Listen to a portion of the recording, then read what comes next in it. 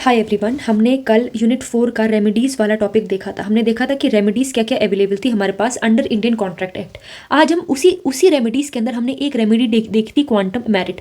तो कल हमने 1 कंप्लीट किया था, आज हम 2 को हम देखेंगे बाद में। पहले हम देखेंगे 3, जो कि एक रेमेडी, क्वांटम मेरिट अपने आप में ही एक रेमेडी है जो हमने 1 में देख लिया, पर हम इसको डिटेल में आज देखेंगे।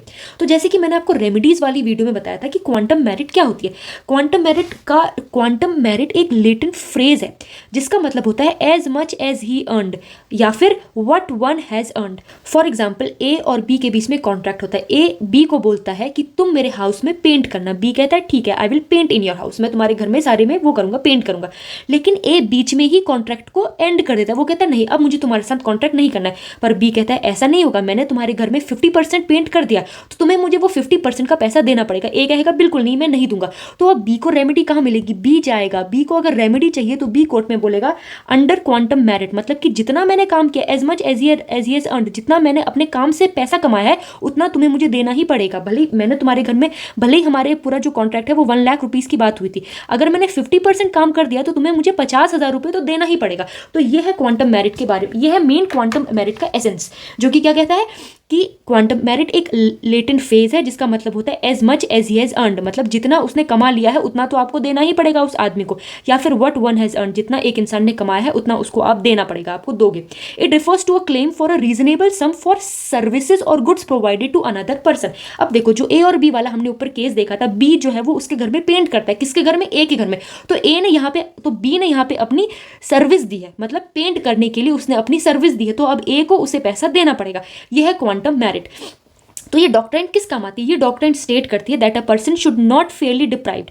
ये क्वांटम मेरिट की जो हमारी डॉक्ट्राइन है, या ये जो क्वांटम मेरिट की जो रेमेडी है, ये हेल्प करती है किसी इंसान को उसके जो भी उसने काम किया है उसको उसकी एडिक्वेट पैसा देने के लिए, मतलब वो उसको फेयरली उसको उसके काम का पैसा मिले। ये अनफेयर डिप्राइव से उसको हटाती है, मतलब ये कुछ इनजस्टिस अगर किसी के साथ हो रही होती है तो ये उस इनजस्टिस को रोकती है। ये है क्वांटम मेरिट। ये तो अभी हमने इसकी डेफिनेशन देखी, लेकिन अब हम देखेंगे कुछ ऐसे सर्कमस्टांसेस जहां पे क्वांटम मेरिट अप्लाई होती है। तो ऐसे 5 एसेंशियल हैं इसके। पहला चीज ये कहता है कि in case of void agreement, मतलब जहां पे कॉन्ट्रैक्ट एंड हो चुका है, मतलब स्टार्टिंग से ही कॉन्ट्रैक्ट एंड हो चुका है, लेकिन आप दोनों फिर भी कॉन्ट्रैक्ट में आ चुके हो, तो जिस इंसान ने कुछ पैसे दे दिए या कुछ उसने काम कर दिया है कॉन्ट्रैक्ट के अंदर, अब उसे कैसे रेमेडी मिलेगी, ये आपका सेक्शन 65 में भी डिफाइंड है। अब देखो, इसमें एग्जाम्पल ले लेते हैं। ए और बी 2 लोग हैं।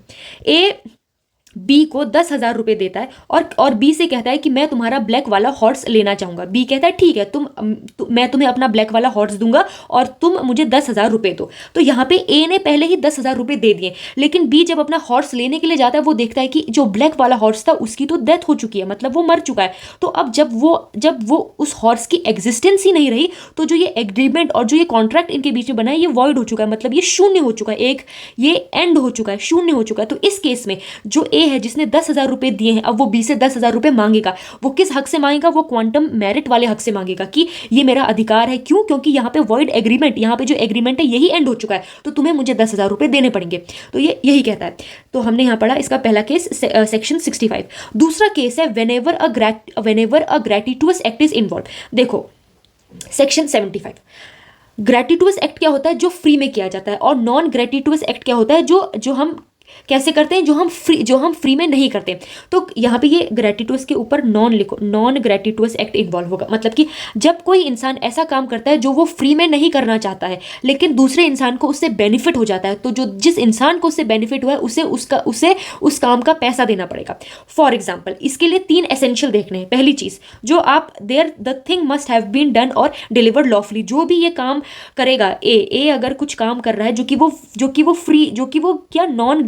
कि वो नॉन ग्रेचुइटस काम कर रहा है, मतलब कि फ्री काम नहीं कर रहा है, वो काम लॉफुल होना चाहिए। या फिर अगर वो कोई सामान किसी दूसरे इंसान को भेज रहा है, वो लॉफुली ढंग से भेजा होना चाहिए। दूसरा इंसान, the person who has done और delivered the thing must not been, हाँ, तो जो इंसान वो काम कर रहा है या वो सामान भेज रहा है वो नॉट, मतलब वो फ्री का नहीं काम करना चाहिए।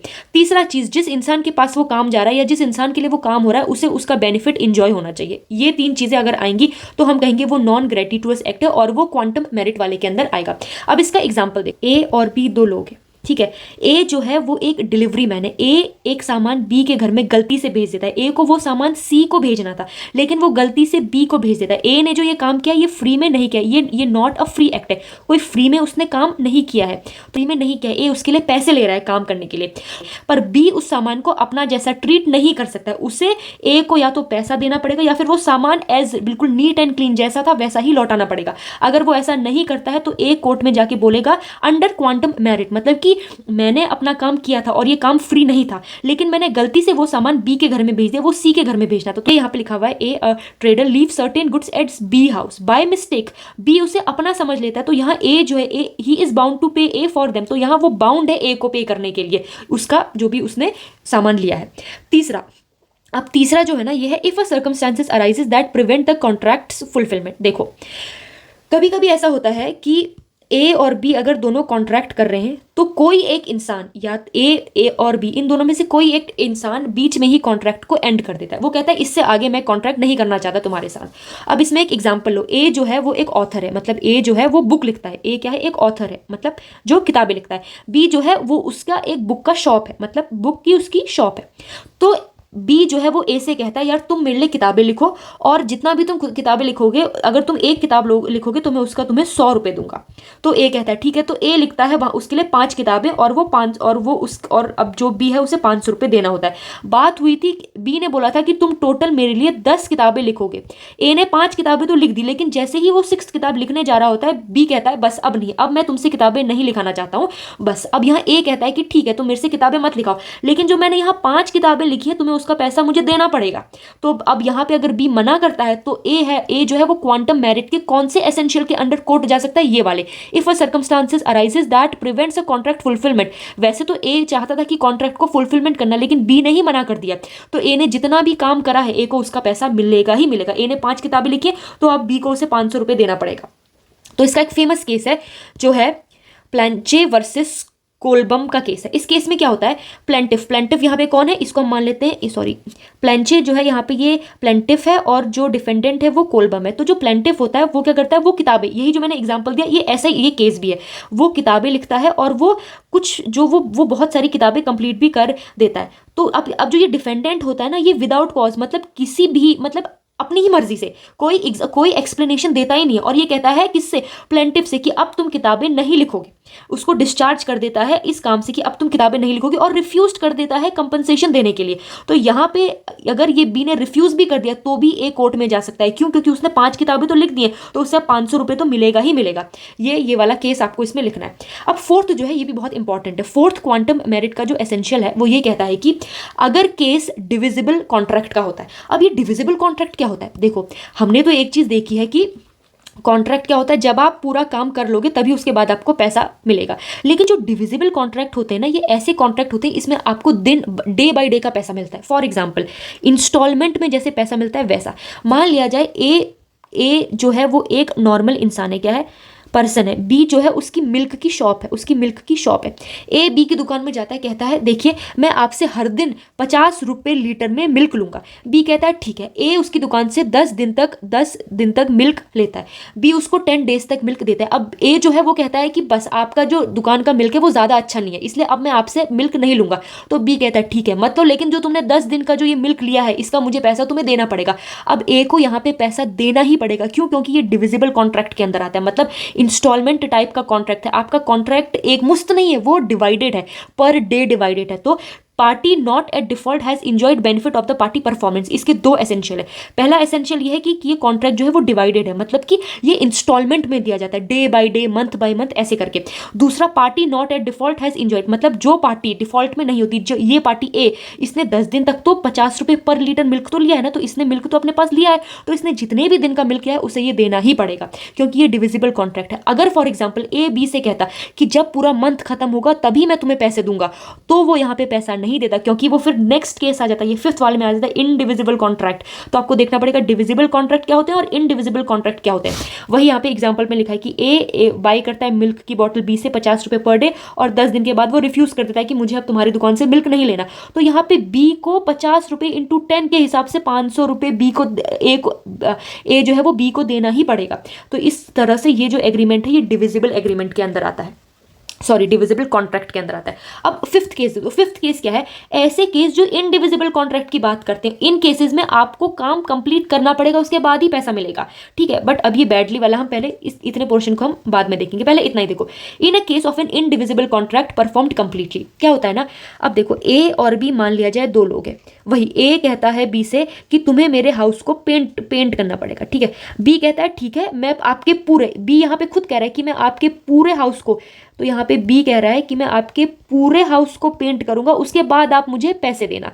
अब बी जो होता है वो 70% ऑफ द हाउस तो पेंट कर देता है, लेकिन उसके बाद वो छोड़ देता है काम, मतलब 30% काम अभी भी बचाया करना। अब यहाँ पे बी अगर ए से बोले कि भाई अब तुम मुझे 70% पैसे का काम दो, तो यहाँ पे जो मैंने तुम्हारे घर में 70% पेंट करा उसका तुम मुझे पैसा दो, तो यहाँ पे ए आराम से मना कर सकता है। ए कहता है देखो भाई पहले ही हमारा कॉन्ट्रैक्ट बना था कि जब तुम मेरे घर में पूरा पेंट करोगे तभी मैं तुम्हें सारा पैसा दूंगा, पर तुमने सिर्फ 70% काम किया है, उसका पैसा मैं नहीं दूंगा, क्योंकि ये एक इनडिविजिबल कॉन्ट्रैक्ट है, मतलब ये एक कंप्लीट कॉन्ट्रैक्ट है, ये बीच बीच में डिवाइडेड, इसमें कोई इंस्टॉलमेंट वाला पैसे की बात ही नहीं थी। इसमें था कि अगर 100% काम होगा तो 100% पैसा मिलेगा। अब तुमने 1% काम किया, चाहे तुमने 50% काम किया, चाहे तुमने 99% भी काम किया, तो भी तुम्हें 0 रुपये मिलेगा। क्यों? क्योंकि तुमने 100% काम नहीं किया है, बात हुई है 100% काम करने की। तो ये है इनडिविजिबल कॉन्ट्रैक्ट। क्वांटम मेरिट के अंदर आपको ये 5 चीजें लिखनी ही पड़ेंगी, ठीक है। क्वांटम मेरिट एक रेमेडी है, कैसी रेमेडी है, ये उस इंसान को मिलती है, ये इसका मतलब होता है जितना आपने काम किया है आपको उतना पैसा मिलेगा ही मिलेगा, ठीक है।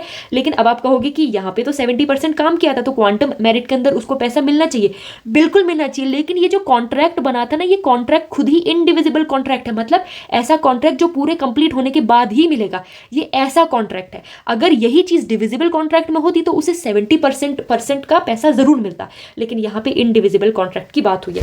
लेकिन अब इसमें एक और चीज है कि काम तो उसने पूरा किया है, लेकिन उसने काम बहुत ही गंदा कर दिया। मतलब उसने पेंट तो किया है घर में, लेकिन उस पेंट में देखो तो काफी ज्यादा वो बाहर को निकला हुआ पेंट है, या फिर वो पेंट में छींटे, मतलब बहुत ही उसने बेकार पेंट करा है। उसने पेंट की लाइन जो है वो ऐसे कुछ ऊपर नीचे करी है, तो वो बहुत गंदा दिख रहा है। तो अगर कभी ऐसा होता है, मान अब देखो सेकंड केस क्या लिखा है कि बट बैडली डन, मतलब काम तो कंप्लीट है, उस इंसान ने 100% आपका जो घर है वो पेंट किया है, लेकिन उसने 100% पेंट किया, लेकिन वो इतना गंदा पेंट हुआ है, कब कहीं पे पेंट सीधा है, कहीं पे पेंट ऐसा हॉरिजॉन्टल है, कहीं पे वर्टिकल है, वो बहुत गंदा दिख रहा है। तो as a owner of the house, और एज, क्योंकि आपने वो कॉन्ट्रैक्ट बनाया है, तो आप उससे जितना वो बेकार काम है उतना पैसा कट करके उसको आप पैसा दे सकते हो। मान लिया जाए बात हुई थी कि 1 लाख रुपीज मैं दूंगा जब तुम बढ़िया ढंग से मेरे घर में पेंट मतलब when you will paint my house, वो भी बढ़िया ढंग से। लेकिन वो इंसान क्या करता है, वो 100% पेंट तो करता है, वो गंदा पेंट करता है। तो आप उससे ये 1 लाख रुपीज में से जितना आपको नुकसान हुआ है आप उतना पैसा हटा सकते हो। आप अगर ये कहोगे कि भाई मैंने इसमें 20,000 रुपए लगाए और उस पेंट को सही फिर ढंग से मैंने किसी दूसरे पेंटर को बुला के वो काम किया, तो आप इस 1 लाख में से 20,000 रुपए हटा के उसको सिर्फ 80,000 रुपीज भी दे सकते हो। क्यों? क्योंकि काम गंदा ढंग से हुआ, लेकिन आपको प्रूफ करना पड़ेगा कि जो ये काम है ये बहुत बेकार ढंग से हुआ था। तो ये आपका पूरा का पूरा क्वांटम मेरिट खत्म हो चुका है। एक ही इंपॉर्टेंट केस लॉ है इसमें, वो है पेंचे वर्सेस कोलबम का केस है, ये ऑथर वाला केस है, ये आपको इसमें लिखना है।